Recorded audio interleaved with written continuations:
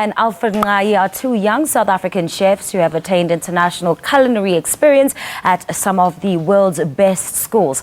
Now, the two gentlemen are back in the country to share their gift with their family, their supporters, friends, and the country through their pop-up restaurants called The Mood. And it offers African fine dining accompanied by music and spoken word. Melusi and Alfred join us now in studio to tell us more about their culinary journey and food movement. Gentlemen, good morning and welcome to Morning Lab. Thanks so much for coming. Great. Melusi, I'll start with you. When did your love for food start, and when did you actually discover that you had this gift of sort of playing around with food and creating these culinary masterpieces? The thing is, what happened is that I think I was born to be a chef. It's a gift that you get from God. It's a calling. And every day, I never knew. As a person, I thought that I was supposed to be just a crybaby and just to poop. And then chef came along. So I think in 2006, that's when I discovered that I wanted to be a chef, really. Because by 2006, that's when I went to my first culinary school, which was at Johannesburg Culinary Pastry, not pastry school, it was CJC. So that's when I discovered it. And then I met Chef Alfred along when we worked at the Saxon Boutique Hotel. That's when we got to cook for the likes of Bill Clinton, Jason Derulo, Royal Family of Swaziland, Nicki Minaj, and all these people. That's quite a list of impressive people. Let me come to you, Alfred. You've had some international training. Tell us about that and what kind of impact has it had on your style of cooking and the kind of dishes that you create? Okay, basically, I went to the US. In South Africa, I'm a professional pastry chef, but when I went to the US, I worked in a hot kitchen.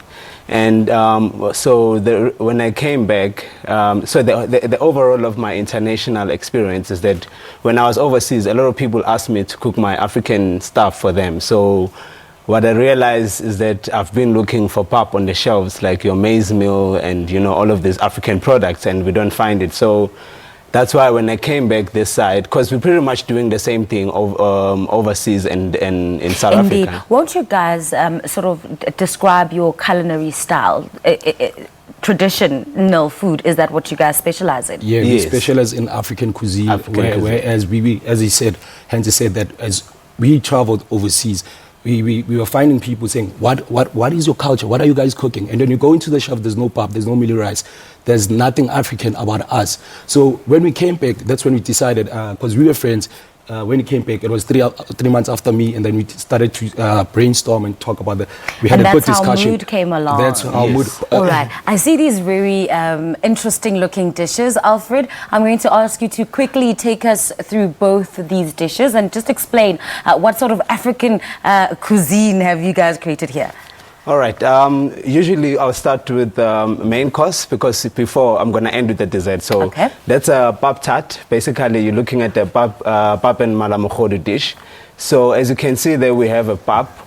So this is malamogodu? Yes, there's malamogodu and there's crumbed malamogodu balls.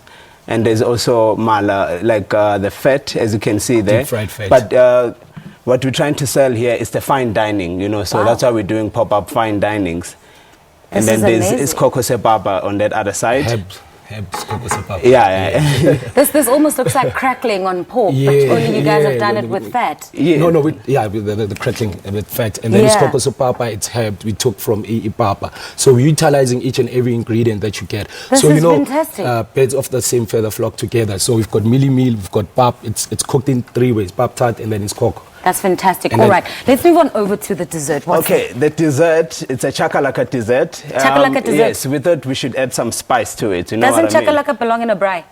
It does, but I mean, we South Africans, we're embracing South African dishes, and I thought I would be creative to make your ordinary carrot cake, and then I just substitute the carrots, and then I put the chakalaka in the carrot paste, and then you bake it. That's how you get your chakalaka dessert, and then it gets all your cream cheese elements that you normally get on a carrot cake, with your pickled carrots, and there's a carrot jelly over there as well, and it goes with the white chocolate. That is fantastic. So where do you guys want to take this concept of, or this food movement going forward? Where would you guys like to see yourselves? We see ourselves opening up a restaurant, but the Mood pop-up restaurant is just to let people know about who we are, and so that we can move to the next level. So it's a foundation. And basically. to expose, to expose the tradition. cuisine. So that's why we call it the past, the present, and the future. So already the past, it already exists. You got your classic dishes. Your present is your traditional dishes. So what we're showcasing is just the modern way with the twist, the contemporary. Wow. So, yeah. Alfred, let me come to just some of the challenges that you guys have faced as young chefs. I mean, it's no secret that for one, culinary school is very expensive. Yes. You guys were both blessed enough to go to culinary school and to get some experience as well overseas. But coming back to your country, trying to push this food movement, something that is new, what are some of the challenges that you guys have faced? Okay, at the moment we're facing, you know, financial challenges, obviously, because it's not easy out there, you know, like to share your ideas and to show what we all about South Africa. And because we heard on Nqayi FM that, you know, like there's no African cuisine, or African cuisine is not put to the fine dining. And it's often not seen as fine dining, you know, or refined or classy enough. Yes, so at the moment we're basically looking for investors, people that are going to help us achieve this dream. And because at the moment we also have a food truck that we paid half on. So we just need people to assist us to get funds to fund the food truck as well, which falls under Mood, because we don't just do pop-ups. Pop-ups are there to keep us busy on a monthly basis, but we want to do something on a daily basis. So that's why we also want to have a food truck. We have it, but we just need the funds on that. So it's just, I'd say it's just funds. Access to those funds to take your dreams also forward. good sponsors in regards to that. You know, we can never do this alone. Me and Alfred, we've gone out there to just cook. We have the passion, the drive, and everything. But we are entrepreneurs. We're not businessmen. What we're looking for is for someone who can take us to the next level, you understand? Because at the end of the day, we want to have a restaurant. So we already have a Mood food truck. We work on a pop-up restaurant. We're also working on, like, we want to go back to Kasi, like your, what's this, the cookouts. Melusi, unfortunately, I will have to leave it there. But I'm pretty sure that the people at home have been listening, and they will be coming out to support you at your pop-up restaurants. Thank you so much for your time. That's Culinary Geniuses, Melusi, Twala, and Alfred Nqayi, speaking to us about the international experience as well as the food movement that they occasionally host in Sandton, and it's called the Mood African Fine Dining. Make sure that you support these two young chefs in making their dreams come true. Time for us to take a quick break. Do stay with us.